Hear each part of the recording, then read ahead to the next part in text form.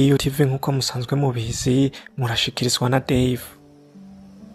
Nkaba nkwibutsa nimba ari ryambere uje kwicano gukanda subscribe, gufungura inzogera kugira ubashe kubana natwe mu biganiro tuzoza turabashikiriza hano.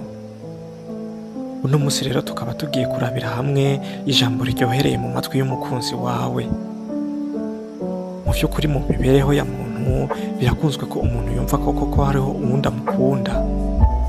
Gutyo rero uno musi nabateguriye amajambo meza y'urukundo wobwira umukunzi wawe.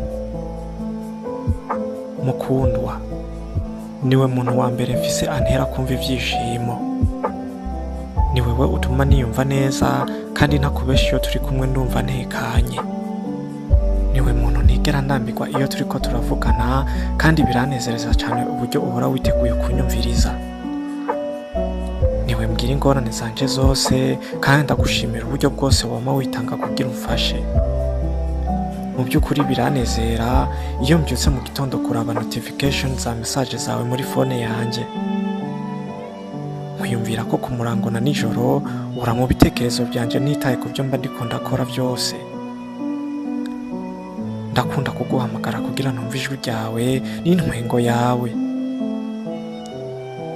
Hari igihe mba numva ncitse intege ariko ndagushimira cyane ko uba uri hafi yanjye.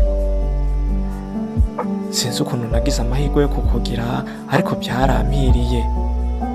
Urukundo rwanjye nawe ni ikintu ntazigera nicuza na rimwe mu buzima bwanjye. Ndagukunda kandi nibaza ko ukwiriye kubimenya. Iyo niyumviriye ibihe byiza tugirana nuzura ibitwenge. Sinari bwigere ngira uguhuza n'umuntu nk'uko jewe nawe tugira. Ndakwitaho kandi nazi nawe nuko ukuntu nabaye uwa mbere kuri wewe nivyo byantangaje. Hari ikintu kuri wewe gituma numva ntekanye kuko jewe sinari bwiyumve nk'uko niyumva muri aka kanya. Birashimishije kugira umuntu ambungabunga nk'uko ubigenza, umuntu yipfuza kwama yumva buri kantu kose kabaye ku munsi wanje. Nukuri ndishimye kuba ndagufise uri uwanje. Nuko nkaba ndangije shimira mwebwe mwese mwafasha akanya ko kunkurikirana, mwari kumwe na Dave uwikunze.